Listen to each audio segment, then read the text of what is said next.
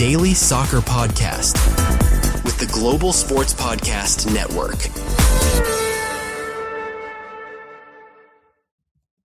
Hello and welcome to the Daily Newcastle. My name is Iain Mackay. I'm joined once again by my Tonto, Michael Grahamslaw. How are you, Michael?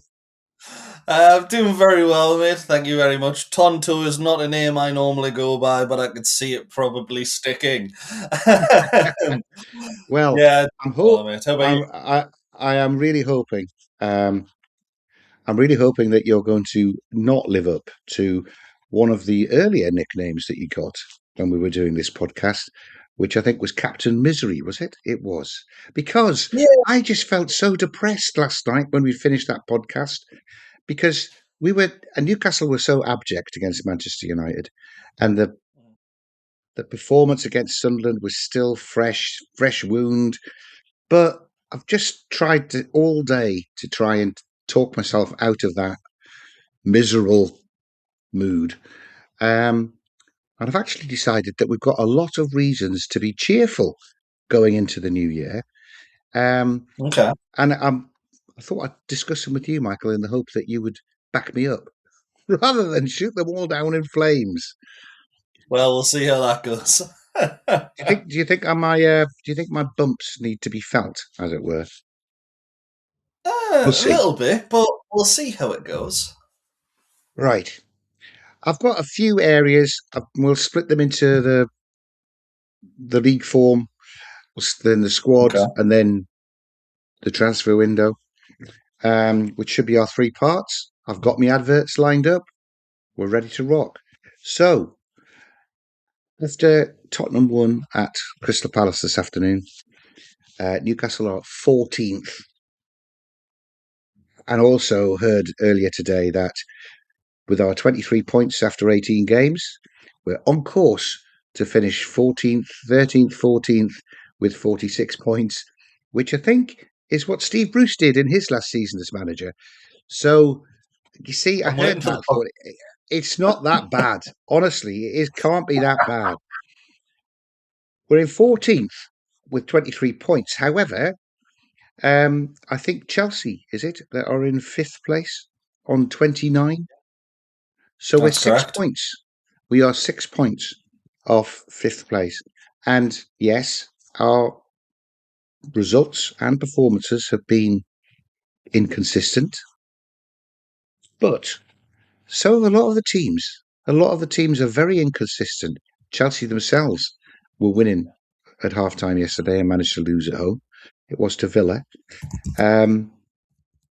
Manchester United beating us with a clean sheet. I think it's only the second clean sheet they've managed all season. And Crystal Palace, who we were talking about, have lost 5 in a row, I think, getting knocked out of the cup. 5 of that win, yeah. There you go. I think as well, everybody on that as well. You mentioned our results there. You know, we are 6 points off Chelsea, and it's rare that I'm positive. But we have also got, in regards to the next 4 games, the easiest run of fixtures of any side in the Premier League. And I say that not being disrespectful to any of the teams, but we play the 2 away games that we have are against 18th and 20th in home form this season, Burnley in 18th. Wolves, of course, in 20th, 1 point picked up at home all season. Then we play Palace, who you've just mentioned there, haven't won in 5, drew against Finnish minnows, have been knocked out the League Cup, didn't even manage to make it through to the next knockout stage of the Europa Conference League. They've got a playoff. And then also there's Leeds in there who, as we know, could be a very tricky fixture. They looked very good against Sunderland earlier from what I saw. Wasn't too much of it. And mainly second half and Leeds dominated. But those 4 games, 6 points to pick up. In a month's time, we might just be sitting here and going, crisis? What crisis? This is exactly my point. That was the second brick in my positivity wall that I pulled out, because really, away at Burnley, home to Palace, home to Leeds, under the lights on a Wednesday night, and away at Wolves, That should be 12 points. I know it's Newcastle, it's this season. It probably won't be. But if it's 10 points, that's still enough to get us shooting up that league table. 100%. So, yes. So we're so close to the top 5. I don't know if 5th place is looking like it's going to get a Champions League place. It will. 100%. But 99%. even if it doesn't, 5th or 6th should get us into the Europa League, which I quite fancy because we could win that next year. The final part, looking at the league and how we're playing, is our current form, Michael. I know you're bemused about what I'm talking about. What are you talking about? I would just look back to the game against Chelsea and how we played in the first half. That's just the game before yesterday's game. We were brilliant in that. We were back to our brilliant self where nobody could live with us. Chelsea couldn't. They were lucky to get in at 2-0. So we're capable. We are still capable. And that was exactly the same team that started against Manchester United and actually started really well for the first few minutes of the game against Man U. Just went off the boil, had too much of the ball.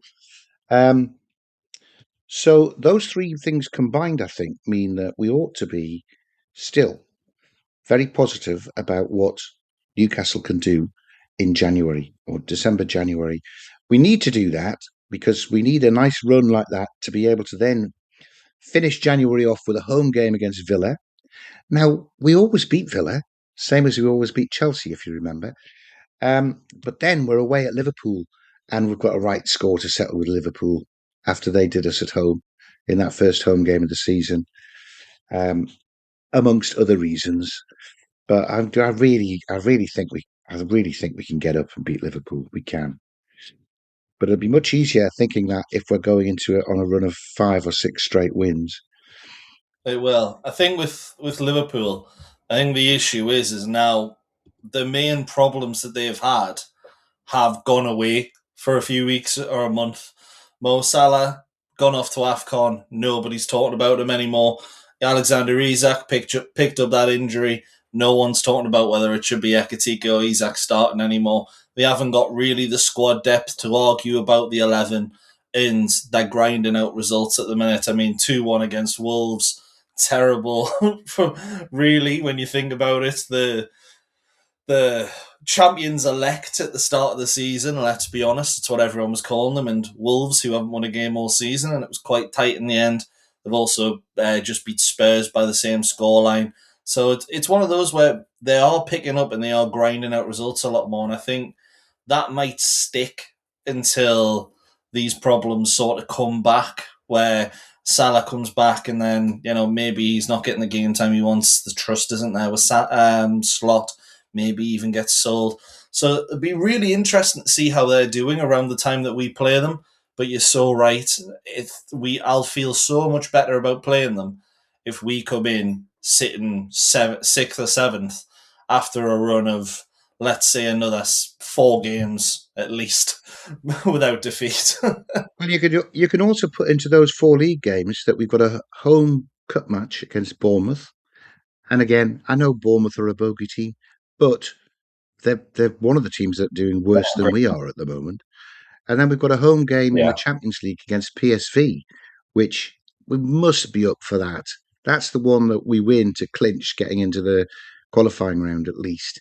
So it could be that we're going into Villa and Liverpool on 6 or 7 straight wins, which would be nice. I mean, this is a positivity podcast. That's why I'm saying that. I know every game is individual, and Newcastle are capable of being appalling against anybody. We all watched them get knocked out of the FA Cup by Cambridge. But, let's stay positive. Let's stay positive. Right. I think we did at that time. Let's listen to Ken because he's always positive. Your body is unique. And Global Sports Podcast Network has partnered with Bioniq, the world's most personalised supplements. Bioniq provide 100% tailor-made supplements designed to deliver precisely what your body needs at exactly the right levels to optimise your health. No guessing. So click the link in the show notes. Use the code GSPN2025 for 40% off your first month's subscription. Bioniq. Don't settle for off-the-shelf solutions made for just anybody. Get what's right for you right now. We're back for more positivity. Part 2. The current squad, Michael. The current squad is enough for us to be positive.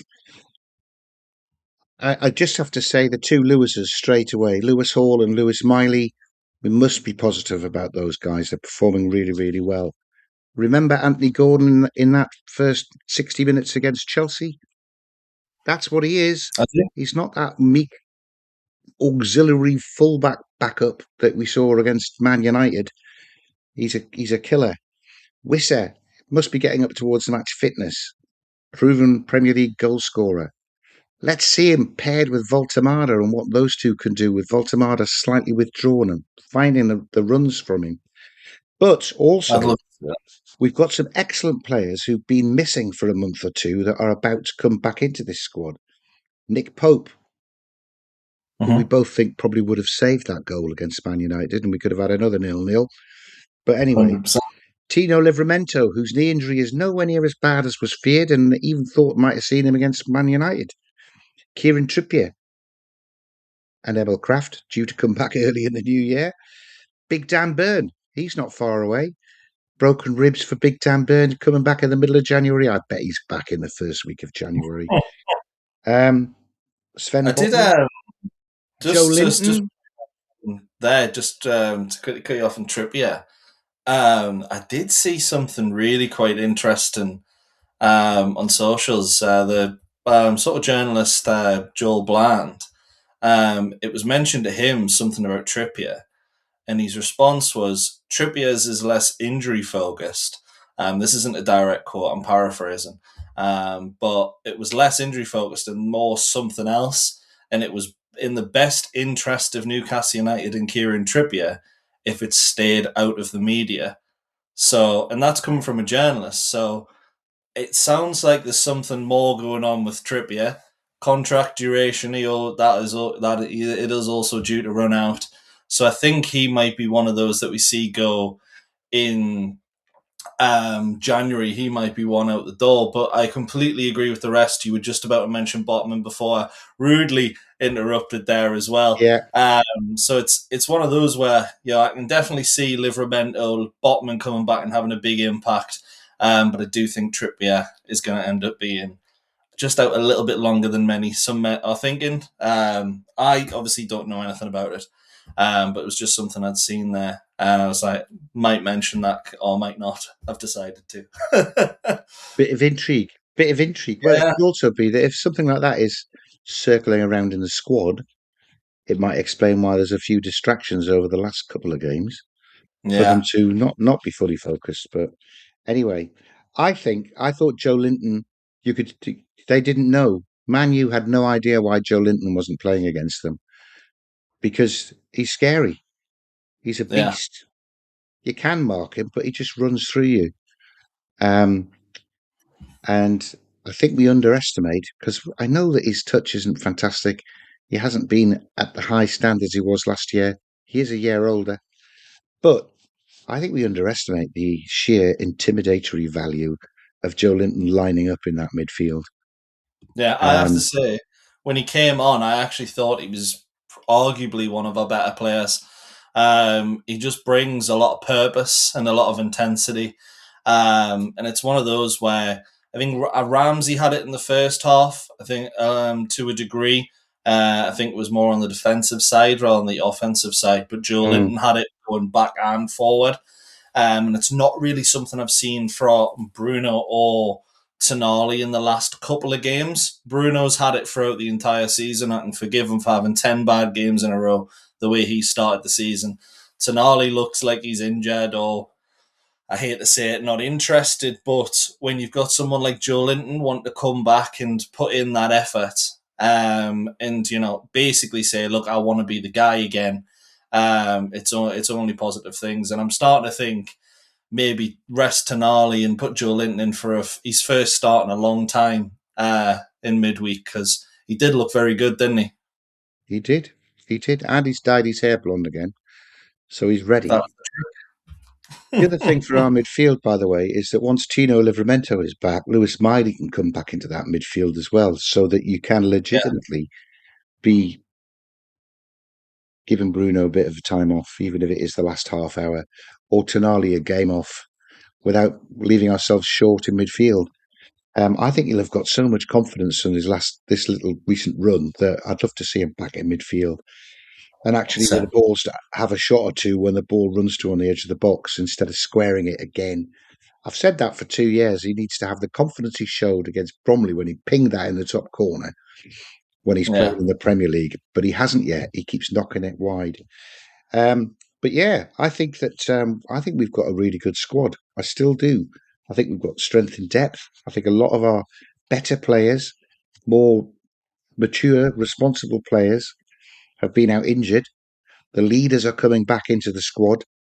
I'm sure that's going to make us a much more formidable opponent to play against. 100%. And here's hoping we can see that in these next 4 games. What about all of those reserves that sat on the bench, by the way?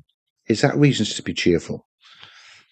I think it's one of those where I don't think they're particularly, I don't want to say not particularly good enough, but I think the one that stands out to me was Sean Neve. And from what I've seen of him, very decent footballer, has a good chance of going out on loan somewhere, doing pretty well and maybe coming back.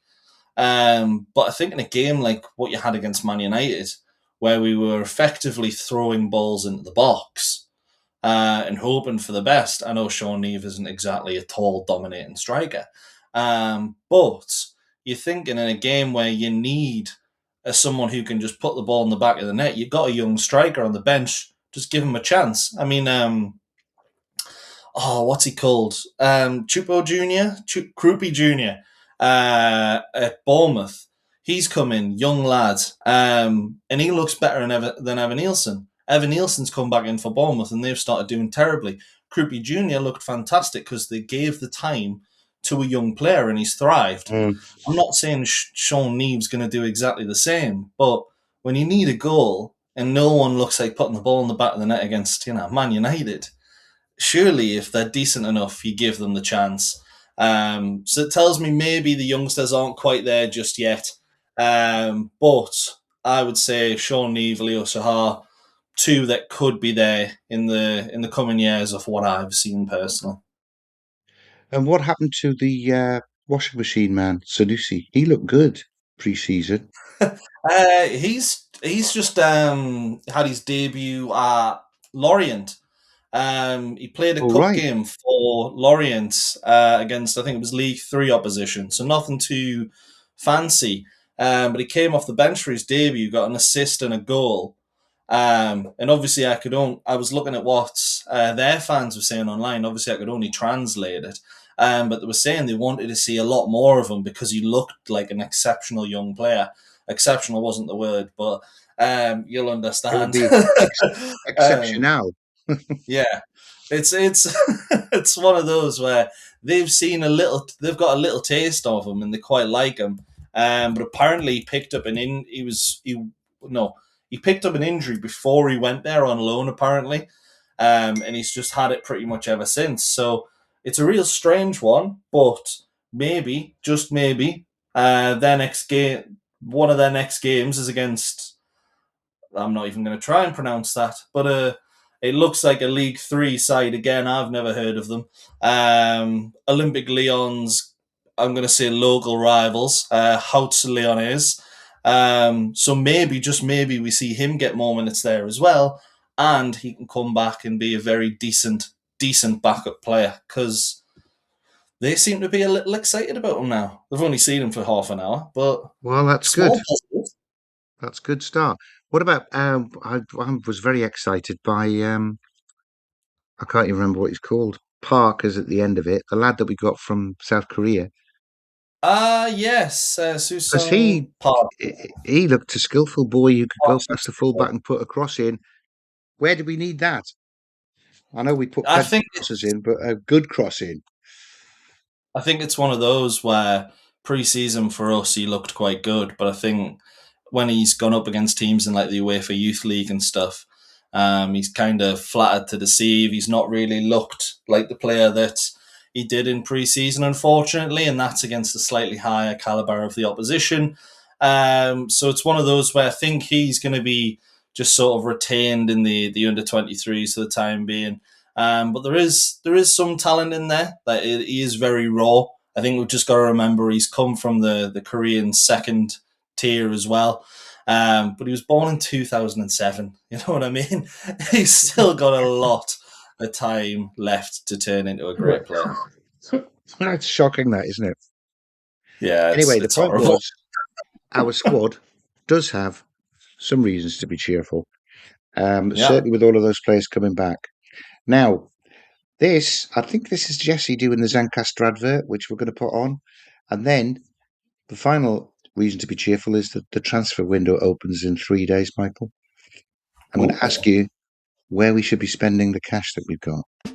Here at the Global Sports Podcast Network, we spent a lot of time selecting our delivery platform. Zencastr came out as the clear winner. With 4K video recording from your phone, AI editing that automatically removes all those ums and ahs, it's super easy to start a podcast that sounds great and is delivered efficiently. If you're ready to tell your story, check out the link in the description to learn more about Zencastr. Thank you, Jesse. That was Jesse, wasn't it? You can tell by the Scouse accent. Not. So, yes, another reason to be cheerful is that if we're worried about our league position and our current form and that the squad isn't strong enough, the transfer market is open in 3 days' time. And we do have not money burning our hole in our pocket, but let's be honest, we've all talked about Joe Willock being upgraded, so there could be cash coming in from some sales. Plans for after Willock. Fab Shah's been linked with a move away to Germany, I think it was. We'd have to make sure that the centre halves that we have that were unfit were fit before we let him go. What about a cheeky cash in for a Tonali or a Gordon? Somebody who is flattered to deceive but has been super disappointing. We could get a big ton of money in there and replace them with some very exciting players, Michael. Or am I panicking? Then I don't need to panic. I think there's a slight chance of panicking, I will say, but what I will add to that is, if teams are in a position where they don't want to be at this stage of the season, which plenty are, many will come in for bids for players who they think can turn that around. And Anthony Gordon might be one of those. I don't know how many teams have 70 million to splash. Harvey Barnes could be one of those. Same with the 50 million. Tonali. I think they're all players that are more likely to move in a summer window. Yeah, definitely. Personally, I think you're looking at maybe the likes of, you mentioned earlier, Joe Willock. He's one that could potentially move on. William Asula is another. That £30 million potential move, but 30 million euros, I believe it is actually, to Eintracht Frankfurt is apparently still on the cards. Aston Villa could still be in there. The only reason he couldn't move on the final day of the deadline for the summer was because it would be deemed as a trade between Osula and Ramsey.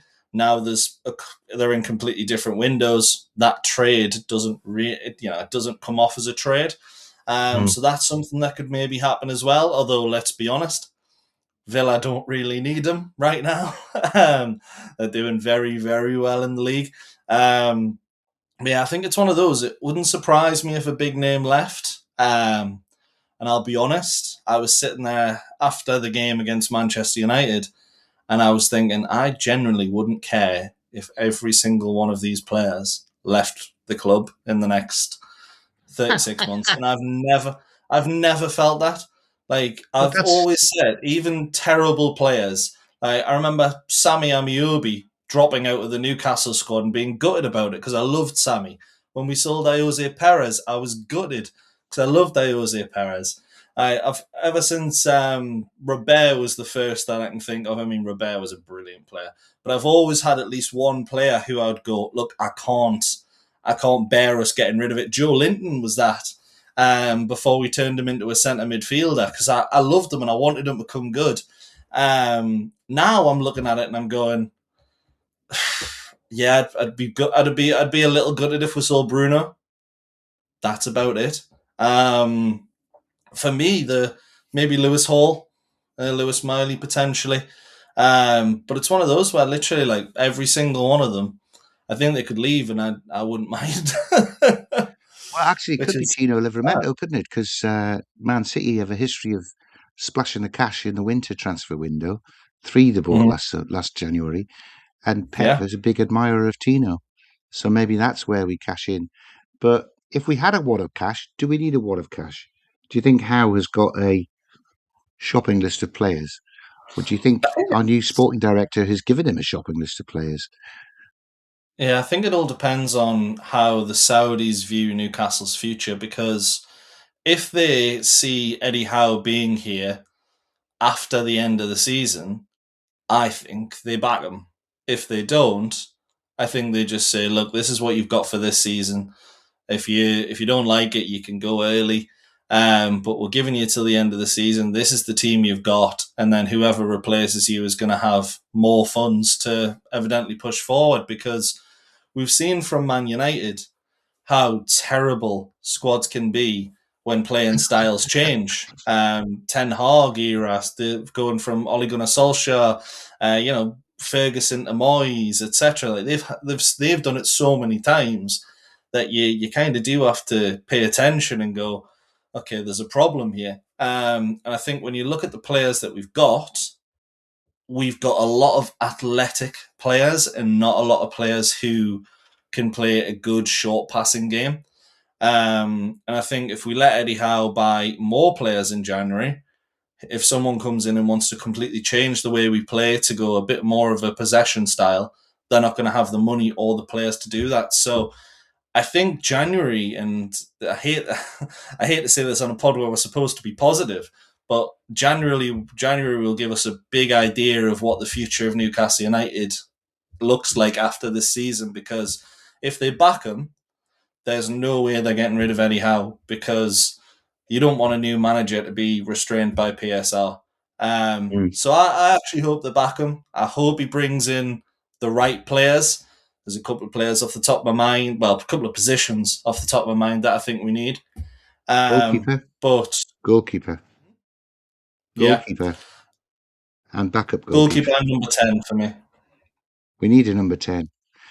But 100%. You're saying Voltemada isn't a number 10, but he shapes up like he could be a number 10. He shakes up like he could I think be it's one of those.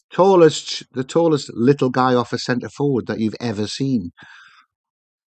Voltemada reminds me a lot of, and I'm probably going to get a bit of stick for saying this, but Kai Havertz. Havertz is another one. Havertz is deceptively very, very tall, but very good with his feet. However, when he was at Leverkusen, he was playing a bit of a false 9. And the 2 wingers around him were getting, he was getting a lot of goals, but the 2 wingers around him were playing more advanced. He went to Chelsea. They forced him to play the number 9. Didn't work. Arsenal have kind of played him as a centre forward, as a midfielder, as a number 10, and he's doing quite well for them. I think Voltemada is the same, where he is so good with his feet. The issue is that Havertz is slightly more mobile, I would say.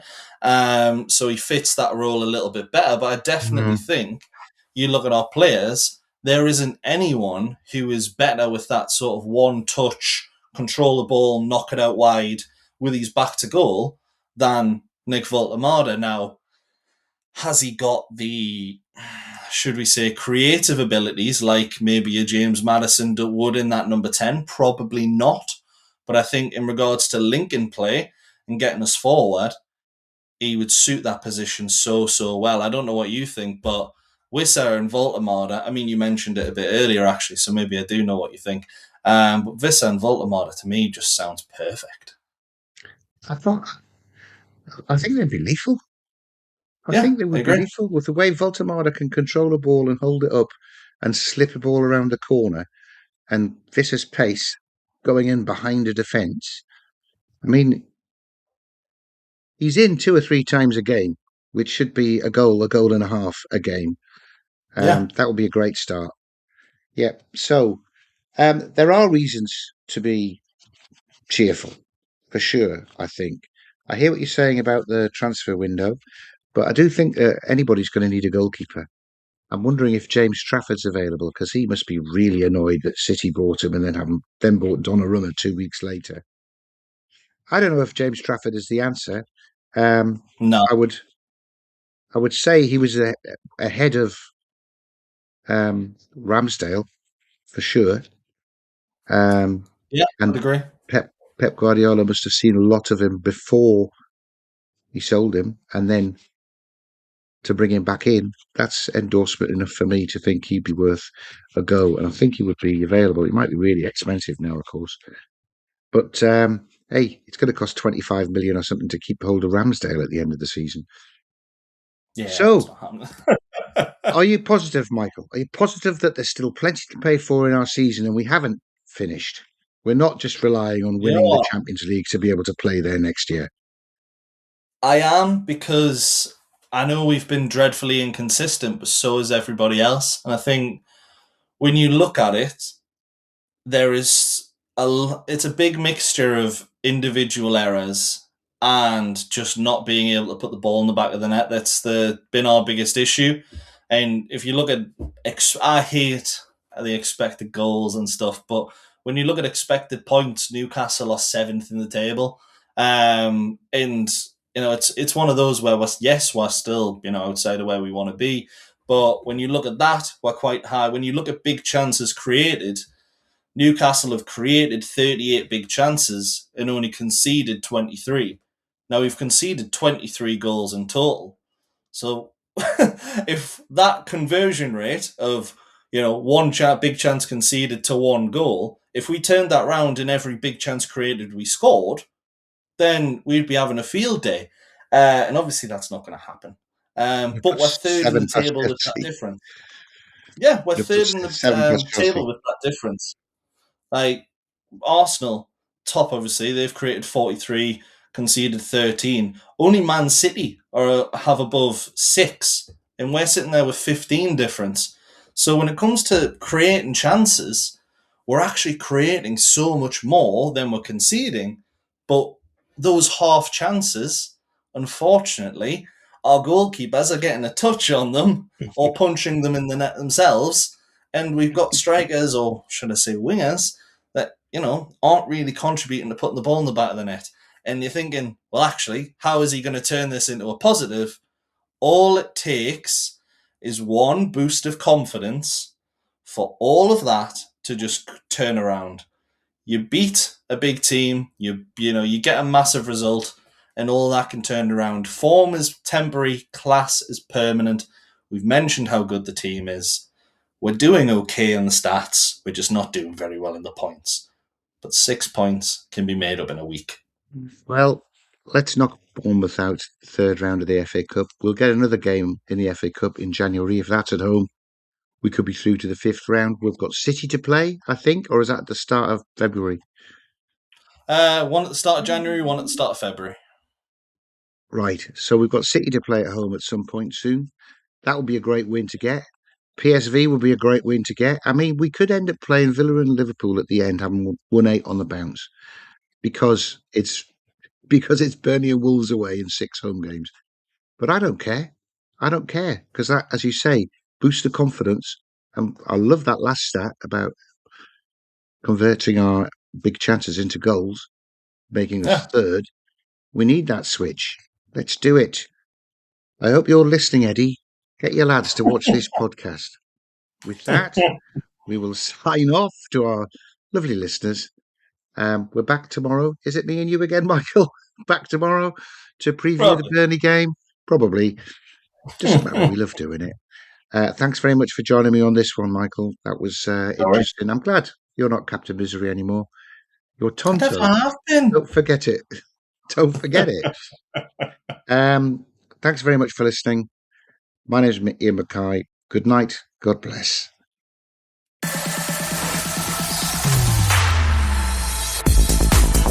Your daily soccer podcast with the Global Sports Podcast Network.